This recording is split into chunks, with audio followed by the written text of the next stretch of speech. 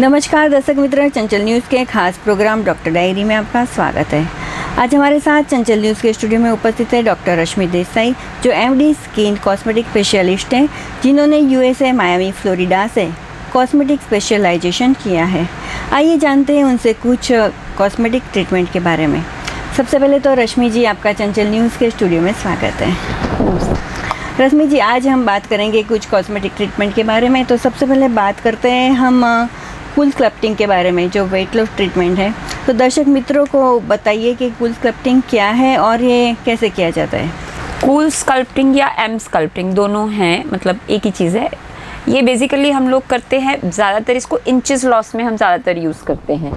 Actually ये एक laser machine है। जो पेशेंट्स को ऐसा होता है कि नहीं, कितनी भी डाइटिंग कर लो, कितनी भी एक्सरसाइज कर लो, बट पेट जो एक है कि पेट का तो इंचेस कम ही नहीं हो रहे, बाकी बॉडी शेप में आ जाती है। बट बॉडी के कुछ एक हिस्से ऐसे होते हैं, जैसे फीमेल्स में जनरली ऐसा होता है कि पेट ही कम नहीं होता, बाकी सारा शरीर तो फिर भी थोड़ा शेप में आ जाता है। ऐसे पेशेंट्स के लिए यहाँ पे हम इसको लेज़र मशीन से ट्रीटमेंट देते हैं। तो वो उसकी 4 से 5 ट्रीटमेंट लगती हैं। कोई 10 एक दिन में ट्रीटमेंट लेता है, कोई 15-15 दिन में लेने आता है। तो उसमें आपके इंचेस लॉस बहुत फटाफट कम हो जाते हैं, जो कि आपको एवरी सेटिंग के साथ दिखाई देते हैं। जनरली ये मशीन क्या करती है, जो आपका एक्स्ट्रा फैट होता है, जो चर्बी होती है, ये वो पूरे फैट सेल्स को परमानेंटली डिस्ट्रॉय कर देती है। फिर बॉडी धीरे धीरे उस फैट को रिमूव कर देती है। ये ज़्यादातर हम बॉडी शेपिंग में काम करते हैं। ये इंचेस लॉस में बहुत अच्छा काम करते हैं। या फिर जो ऐसे पेशेंट्स होते हैं कि मतलब जैसे उनको आर्थराइटिस है, तो वॉक नहीं कर सकते, ज़्यादा चल नहीं सकते, किसी भी बीमारी की वजह से डॉक्टर ने मना किया होता है ज़्यादा देर आप नहीं चल पाओगे, बट उनको एक जगह पे पेट पे फैट बढ़ जाता है या बॉडी के किसी हिस्से में फैट बढ़ जाता है। ऐसे पेशेंट्स के लिए ये ट्रीटमेंट बहुत अच्छी काम करती है। फिर किसी किसी को ऐसा होता है कि नहीं, मेरी सिर्फ टांगों में ही फैट ज़्यादा है, किसी किसी को ऐसा होता है नहीं, मेरे हाथों में ही फैट ज़्यादा है, किसी को पेट पे फैट ज़्यादा लगता है, किसी को सिर्फ अपने बटक्स पे फैट ज़्यादा लगता है। तो ये ऐसे पर्टिकुलर हिस्सों के लिए इसके में बहुत काम आती है कि वो पर्टिकुलर हिस्से के फैट को ही जला देती है। तो इसमें हम लोग जनरली ये कहते हैं कि इंचेस लॉस पहले होते हैं, वेट लॉस बाद में दिखाई देता है। एक्चुअली ये डाइटिंग का सब्स्टिट्यूट नहीं है, ये एक्सरसाइज का सब्स्टिट्यूट है। जैसे कि इसमें एक सेशन को हम कहते हैं कि it is equal to 6.5 hours of exercise. Means आपने एक सेशन लिया, दैट मीन्स आपने 6.5 घंटे एक्सरसाइज कर ली। इसका मतलब ये होता है, ये बॉडी फैट तो आपका रिड्यूस करती ही है, बट साथ ही साथ ये आपकी मसल्स भी टोन करती है। मतलब कोई ऐसा होता है कि नहीं, मसल्स शेप में नहीं आ रही, बाकी सब ठीक है, बट मसल्स टोन नहीं हो रही हैं। एक जो कहते हैं एक्सरसाइज करने वाले कि कोर स्ट्रेंथ डेवलप नहीं हो रहा, ये उसमें भी बहुत हेल्प करती है कि फैट भी डिस्ट्रॉय करेगी, मसल स्ट्रेंथ भी इंक्रीज करेगी, बॉडी शेपिंग भी करेगी और कोर स्ट्रेंथ भी इंक्रीज करेगी। ज़्यादातर कूल स्कल्प्टिंग इसमें काम आती है और इंचेस लॉस इसमें बहुत फटाफट हो जाते हैं। ये इसका मेन मतलब इसका ट्रीटमेंट है। ये क्या ये सर्जिकल प्रक्रिया होती है? नहीं, बिल्कुल भी इसमें सर्जरी कहीं आती ही नहीं है। ये टोटली पेनलेस प्रोसीजर है। सिर्फ एक मशीन होती है, उसे हम आपकी बॉडी पे एक पर्टिकुलर हिस्से पे उसके पैड्स फिट कर देते हैं और मशीन ऑन कर देते हैं। 30 मिनट्स का एक सेशन होता है। टोटली पेनलेस प्रोसीजर, कोई सर्जरी नहीं, कोई इंजेक्शन नहीं, कुछ भी नहीं। सिर्फ 30 मिनट्स आपको जस्ट उस मशीन में लेटना है। कितने % फैट कम होती है इसमें? जनरली इसकी जो स्टडीज हुई हैं अभी तक कूल स्कल्प्टिंग, इसके कहते हैं कि अगर आप 4 से 5 सेशन लेते हो तो आपका 25 to 30% फैट रिडक्शन हो जाता है एंड 20 to 25% आपकी मसल स्ट्रेंथ बढ़ जाती है। कि मीन्स मसल स्ट्रेंथ बढ़ेगी तो ऑब्वियसली आपका BMI बढ़ेगा, BMI बढ़ेगा तो वो ऑटोमेटिकली आपको वेट लॉस की तरफ ले जाएगा। इसका ये रिजल्ट आता है। कौन कौन से बॉडी पार्ट्स पे ये किया जाता है? आप पेट पे कर सकते हैं, बटक्स पे कर सकते हैं, रादर की ब्रेस्ट पे भी कर सकते हैं, जहाँ पे आपको हाथों में फैट ज़्यादा लगे वहाँ पे भी कर सकते हैं। Means it's just like a body shaping. जो आपको लगे कि ये मेरा हिस्सा मेरी बॉडी के साथ मैच नहीं करता, कि बाकी सब बॉडी ठीक है बट ये हिस्से को थोड़ा सा शेप में लाना है, आप फुल बॉडी पे उसे जनरली कहीं पे भी यूज़ कर सकते हैं। ये जो स्कल्प्टिंग है उसके साइड इफ़ेक्ट क्या होते हैं? साइड इफेक्ट कुछ भी नहीं। जैसे कि आप एक्सरसाइज करते हो, it is just a substitute of exercise. तो आपको एक्सरसाइज के अगर कोई साइड इफेक्ट नहीं मिलते हैं, वैसे इसका भी कोई साइड इफेक्ट नहीं है, कोई भी साइड इफेक्ट नहीं है। किस लोगों पे ये ज़्यादा काम करती है, जैसे ये किसके लिए है, हाउ इट वर्क्स होते हैं? मीन्स ये ज़्यादातर काम करती है जो बहुत ही फैटी लोग होते हैं। मीन्स उनको ऐसा होता है, जैसे फीमेल्स होती हैं, पेट बढ़ गया बटक्स बढ़ गए, तो उनको जिनमें चर्बी ज़्यादा होती है, ज़्यादातर हम उन पेशेंट्स में ये यूज़ करते हैं। या फिर जो एक्सरसाइज बहुत करते हैं, जो एक्सरसाइज करते हैं पर कहते हैं कि नहीं एक्सरसाइज तो कर ली मैडम, डाइटिंग भी कर ली, बट पेट का ये हिस्सा है ये हमारा कम नहीं हो रहा, हम कुछ भी कर ले, उन पेशेंट्स में बहुत अच्छी काम आती है। या फिर जो लड़के होते हैं जो कहते हैं कि नहीं मसल स्ट्रेंथ नहीं आ रहा, बाकी सब ठीक है, कोर स्ट्रेंथ डेवलप नहीं हो रही, तो उन पेशेंट्स में भी बहुत अच्छी काम करती है। रादर की जो बीपी के पेशेंट्स हैं, डायबिटीज़ के पेशेंट हैं, ज़्यादातर आर्थराइटिस के पेशेंट हैं जो वॉक नहीं कर सकते, IHD के मतलब हार्ट पेशेंट्स हैं जिनको डॉक्टर कहते हैं कि नहीं आप ज़्यादा मत चलो, आप किसी की सांस फूलने लगती है ज़्यादा चलने से, या किसी के घुटनों में दर्द होता है, और उन पेशेंट्स को अपने इंचेस लॉस करने हैं, तो उन पेशेंट्स के लिए तो बहुत अच्छी है ये।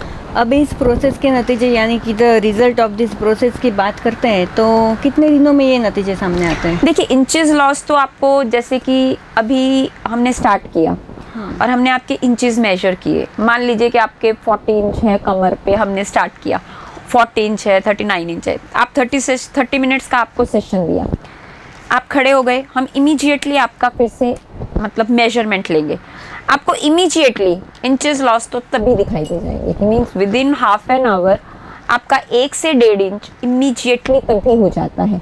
फिर ये धीरे धीरे बढ़ता जाता है क्योंकि आपकी बॉडी में से फैट रिमूव होना शुरू हो जाता है, आपकी मसल स्टोन होनी शुरू हो जाती हैं। फिर इसमें ऐसा होता है कि आपको कितने इंचेस कम करने हैं, किसी को 2 इंच कम ही करने हैं, किसी को 4 इंच कम करने हैं, तो उसके अकॉर्डिंग फिर हम सेशंस लेते हैं इसकी।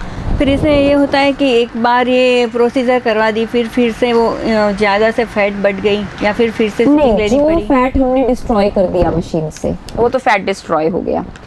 अब ये मैंने आपको पहले भी कहा, ये डाइटिंग का सब्स्टिट्यूट नहीं है, ये एक्सरसाइज का सब्स्टिट्यूट है। अब इसके साथ आप एक्सरसाइज कैसे करते हो? नहीं एक्सरसाइज कर रहे हो बट साथ साथ आप अपनी डाइट भी थोड़ी मेंटेन करते हो कि प्रोटीन ज़्यादा लेते हो, तला हुआ कम खाते हो, तो ये हमने आपके एक्सरसाइज को सब्स्टिट्यूट किया। इसमें ये नहीं है कि इसके बाद आपको खाने पीने की छूट मिल जाती है कि आप यहाँ से उठो और दिल जो करे खा लो, ऐसा नहीं।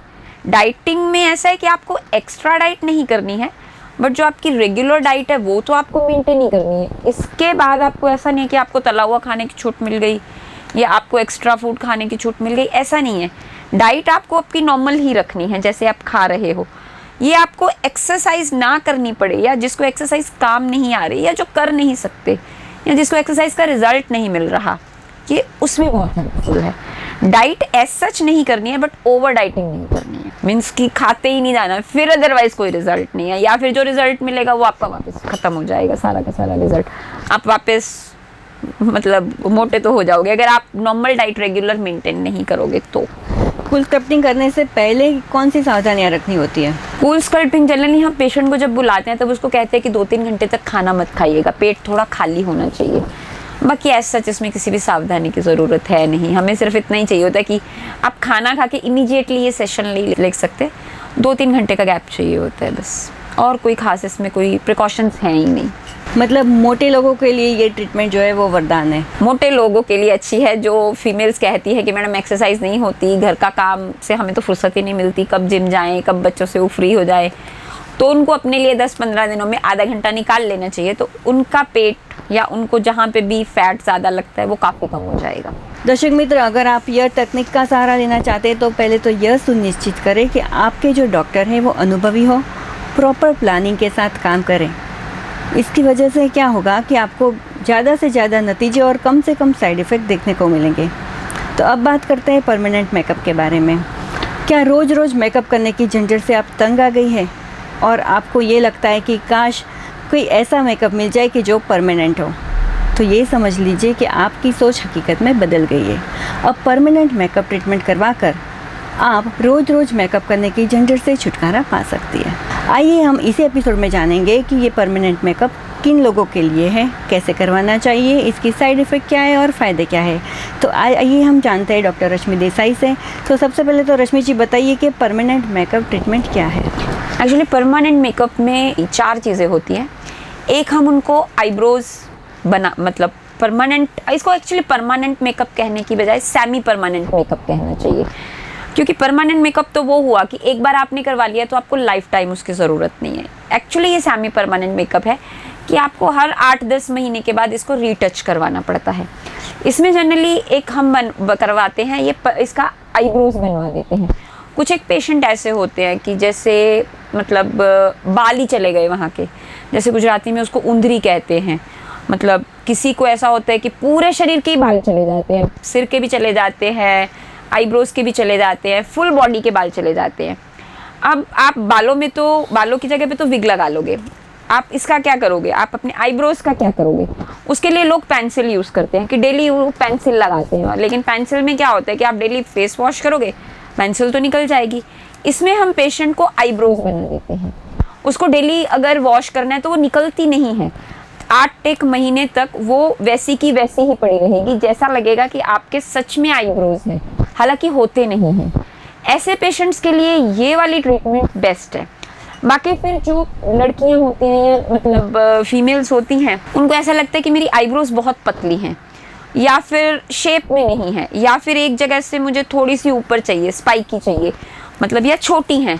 ऐसे पेशेंट्स को हम उनको जो शेप पसंद हो वैसी आईब्रोज बना देते हैं, और वो 8-10 महीने तक टिकती हैं, लेकिन 8-10 महीने के बाद इसको रीटच करना पड़ता है।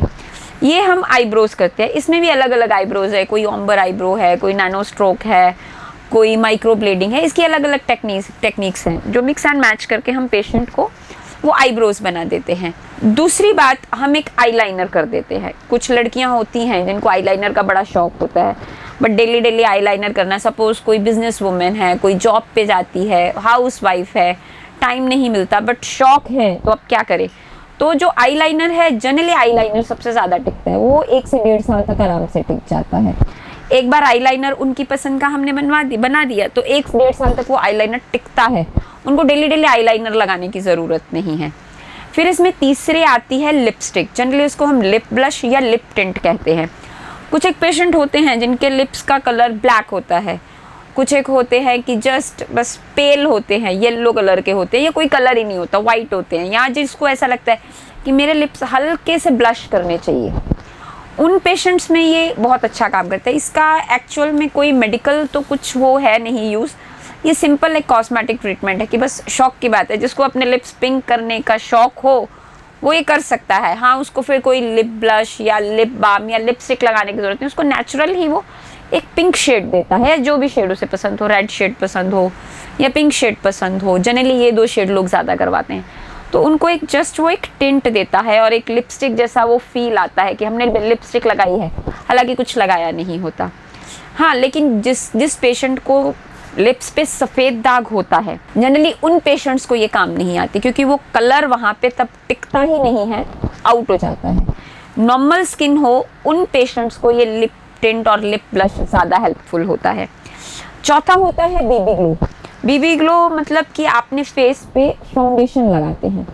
ये हम फाउंडेशन आपके स्किन के अंदर इन्फ्यूज़ कर देते हैं, कोई साइड इफ़ेक्ट नहीं आता, लेकिन एक मतलब कलर, वाइट कलर या जो भी कलर आपको, ब्राउन कलर या जो भी कलर आपको पसंद हो, वो एक कलर मिक्स मैच करके हम आपकी स्किन के अंदर इन्फ्यूज़ कर देते हैं कि ऐसा ही लगता है कि नहीं मेरा रंग साफ़ हो गया, इमीडिएटली लगता है कि रंग साफ़ हो गया।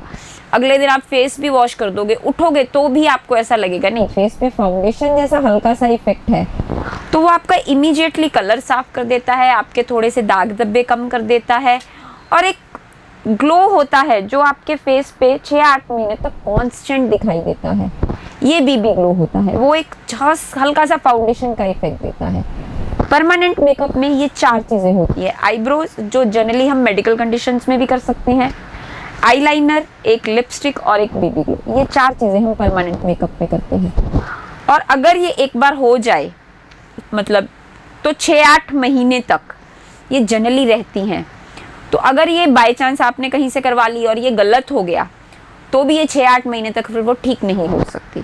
तो अगर आपको ये करवानी है तो बेटर है आप ऐसी प्लेस पे करवाइए जिनको ये करना आता हो, तो ही इसके रिजल्ट्स भी टिकेंगे और ये आपको अच्छी भी लगेगी, वरना सॉर्ट ऑफ तो 6-8 महीने तक ये रहेगी ही रहेगी। परमानेंट मेकअप ट्रीटमेंट करवाने के साइड इफ़ेक्ट्स क्या होते हैं? अगर कोई एलर्जिक रिएक्शन या इन्फेक्शन की संभावना है तो उसके बारे में इसमें जनरली कोई इन्फेक्शन नहीं होती। जनरली हम एक क्रीम दे देते हैं कि पेशेंट को बाद में कोई मतलब प्रॉब्लम ना हो। एलर्जिक रिएक्शन एज सच कोई नहीं होता।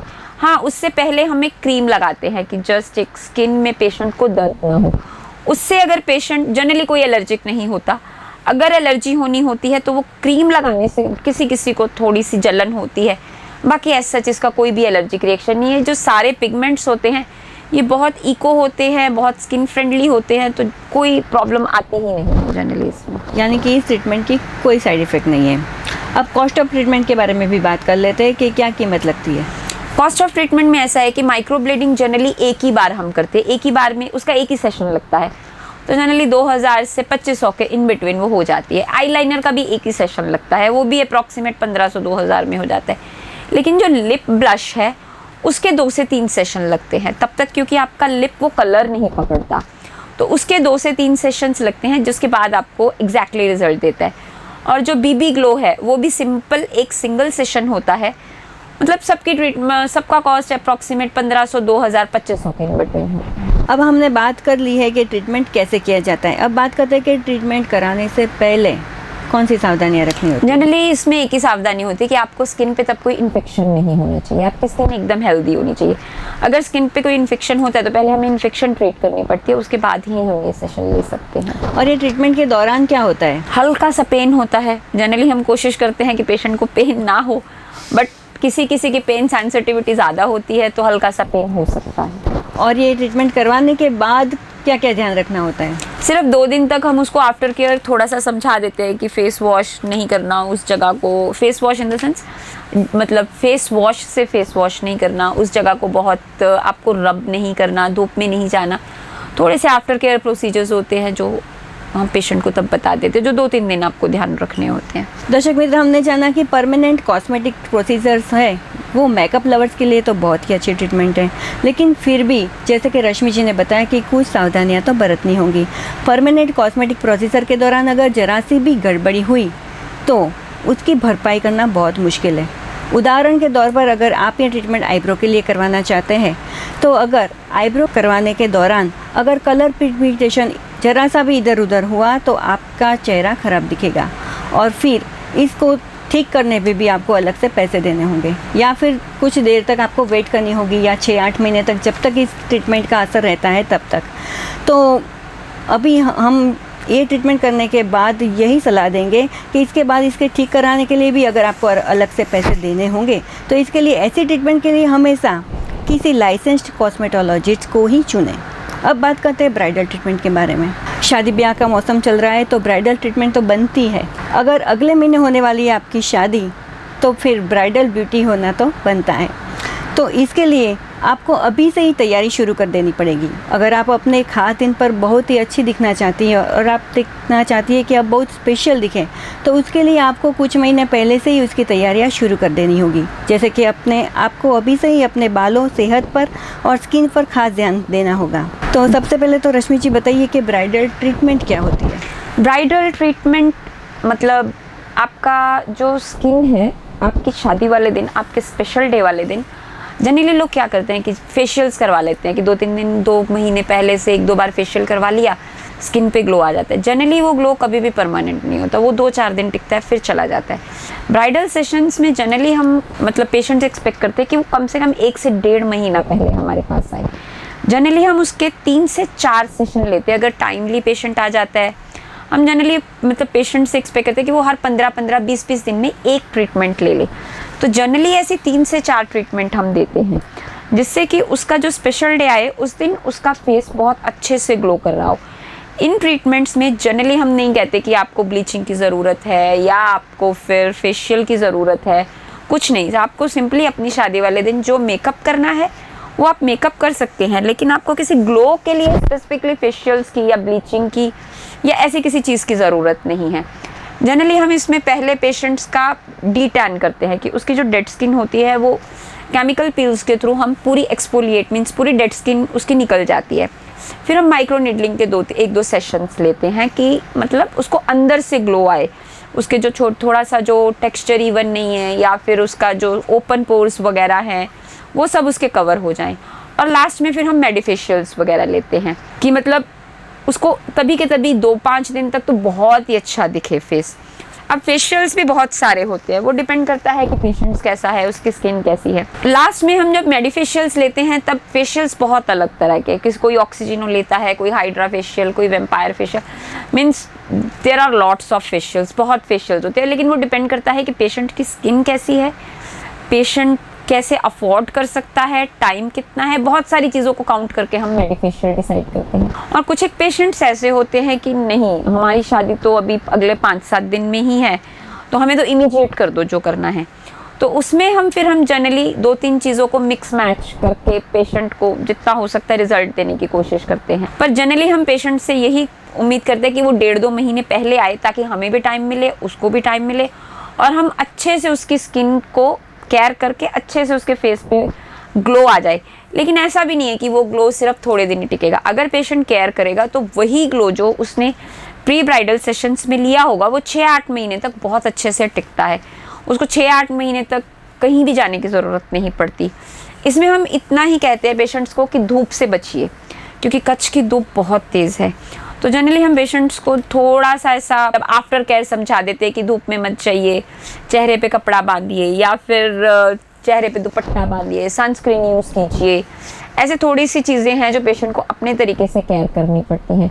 अगर पेशेंट का कलर कुछ ज़्यादा ही मतलब डल है तो फिर हम साथ ही साथ उसे थोड़ी सी ओरल टैबलेट्स या फिर लगाने वाली क्रीम्स, ये सब भी साथ में प्रिस्क्राइब करते हैं कि उसको थोड़ा ज़्यादा अच्छा रिजल्ट मिले। और अगर उसका कोई स्पेसिफिक कंसर्न है कि नहीं, एक स्पेसिफिक दाग है, ये निकलना चाहिए, या फिर ओपन पोर्स हैं कि ये भी निकलने चाहिए, तो फिर हम उसको भी साथ ही साथ एड्रेस कर लेते हैं कि ये भी इसके साथ ही इसका कवर हो जाए और इसका फेस एकदम क्लीन हो जाए। और रश्मि जी, शादी के दौरान शॉपिंग के लिए दुल्हन को बाहर तो जाना ही होगा धूप में, तो कौन सी सावधानियां बरतनी होगी? जनरली हम तब उसको सनस्क्रीन कहते हैं। अब तो ओरल सनस्क्रीन भी आते कि आप गोली खा लीजिए, आपको लगाने की भी ज़रूरत नहीं पड़ती, वो खा के भी आप बाहर जा सकते हैं।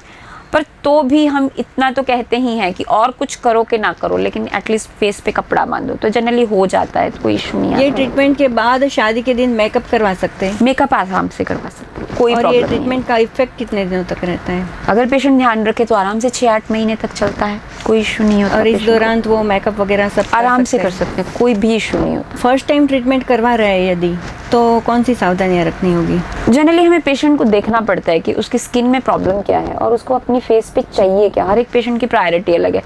किसी को ग्लो चाहिए होता है, किसी को रंग साफ करना होता है, किसी को सिर्फ ओपन पोर्स होते हैं, किसी को स्पेसिफिक दाग होता है। तो उसके हिसाब से हम पेशेंट को अलग अलग केयर बताते हैं। बट इन जनरल केयर इतनी होती है कि धूप से बचना है, बाकी सब according to procedure, according to patient हम अलग अलग ध्यान रखने को कहते हैं।